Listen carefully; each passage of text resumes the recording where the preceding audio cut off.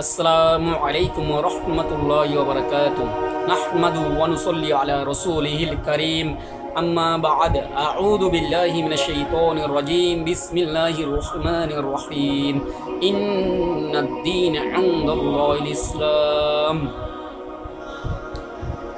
পৃথিবীর মধ্যে কোন ধর্ম সত্য ধর্ম?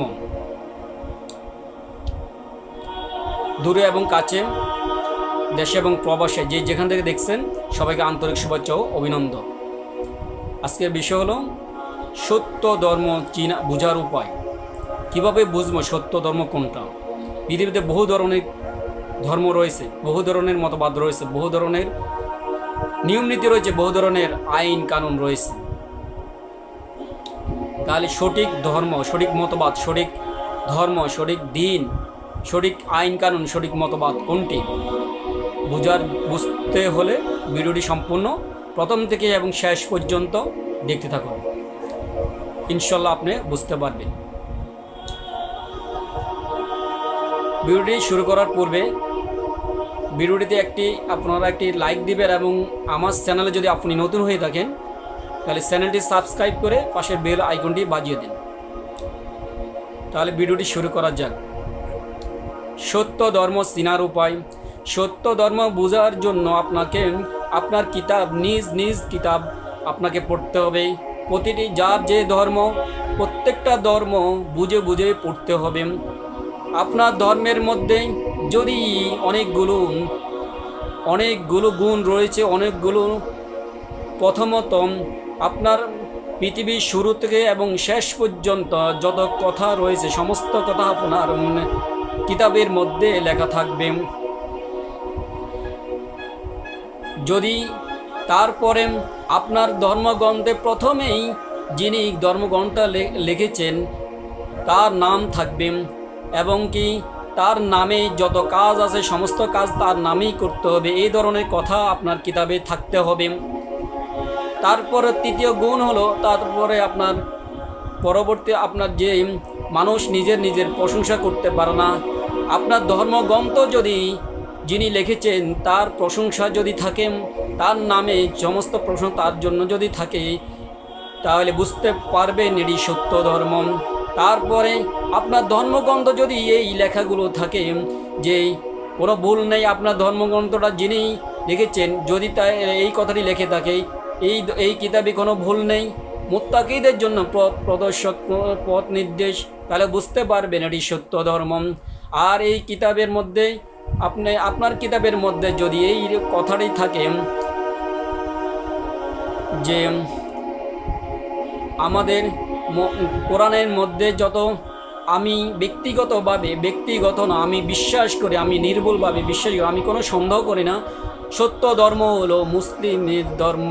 কিতাব কোরআনের মধ্যে কোরআন হলো সত্য ধর্ম, ইসলাম হলো সত্য ধর্ম। আল্লাহ তাআলা রাব্বুল আলামিন কোরআনে সূরা আলে ইমরানের 19 নম্বর আয়াতে তিনি বলে দিয়েছেন পৃথিবীর মধ্যে কোন ধর্মটা তিনি পছন্দ করেন।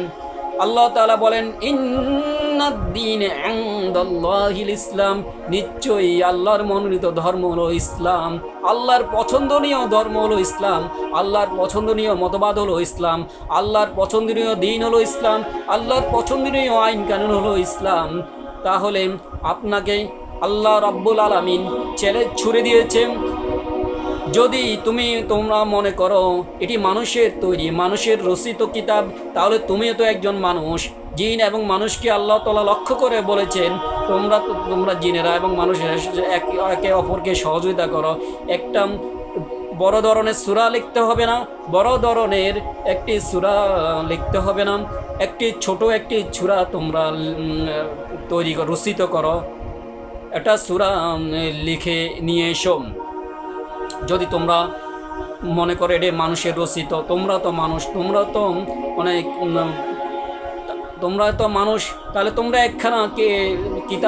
কিতাবের কথা বলা হয়নি, শুধু একটা ছোট্ট একটি সূরা লেখার জন্য বলেছে আল্লাহ তাআলা। কিয়ামত পর্যন্ত এই পর্যন্ত যেহেতু পারে নাই, কিয়ামত পর্যন্ত পারবে না ছোট একটা সূরা লেখার জন্য।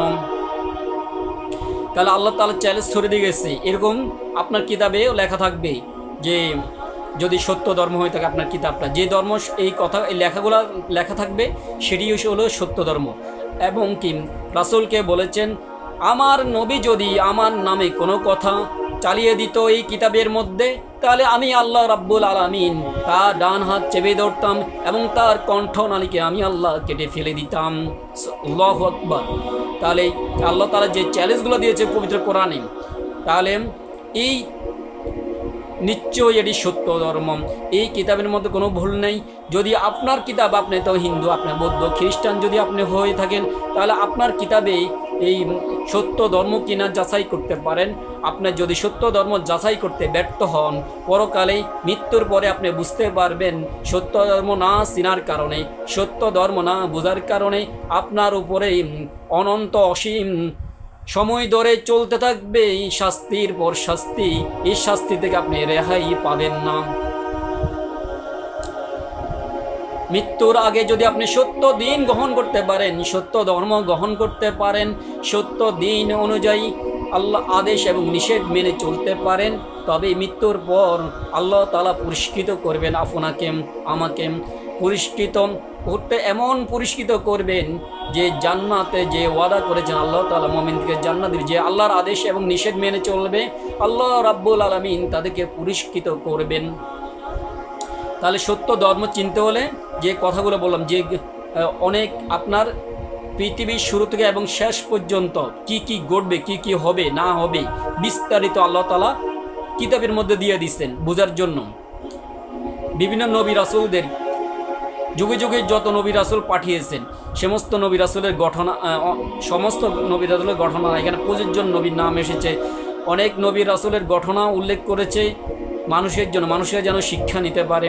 তাহলে আপনার কিতাব যদি সত্য হয়ে থাকে, সেই নবীদের ঘটনা থাকবে। আপনার কিতাব যদি সত্য হয়ে থাকে, আল্লাহ তাআলা যে চ্যালেঞ্জগুলো দিয়েছেন সেই চ্যালেঞ্জগুলো থাকবে।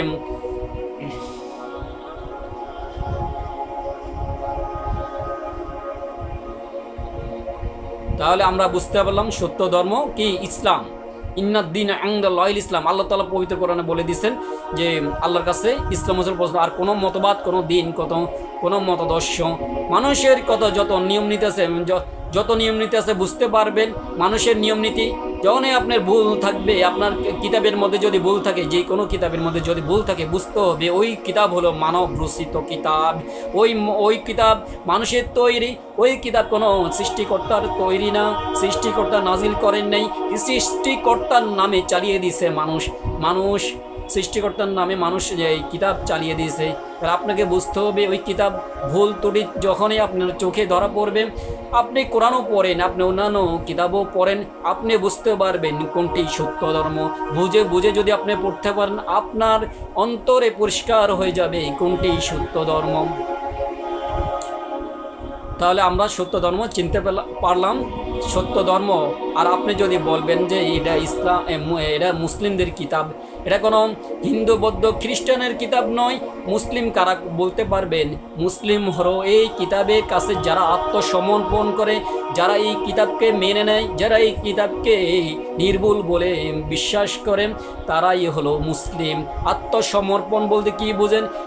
যারা আল্লাহর আদেশ এবং নিষেধ মেনে চলে, তারাই হলো মুসলিম। তা এটাই মুসলিম শব্দের অর্থ আত্মসমর্পণ।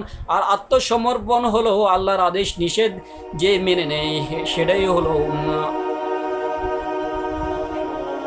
আত্মসমর্পণ। আল্লাহর আদেশ নিষেধ মেনে চলবে, সে নিজের মন মতো চলবে না, যে আত্মসমর্পণ করবে।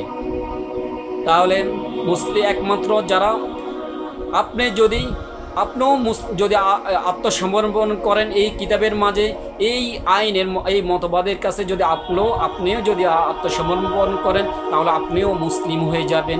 মুসলিম কোনো কথা না, মুসলিম কোনো একজন ব্যক্তি নাম। মুসলিম হলো এই কিতাবের উপরে বিশ্বাস স্থাপন করে যারা, তারাই হলো মুসলিম। এই কিতাবের অনুযায়ী, নিয়ম অনুযায়ী যারা জীবনযাপন করে, তারাই হলো মুসলিম। এই কোরআনের আইন যারা মানে, তারাই হলো মুসলিম।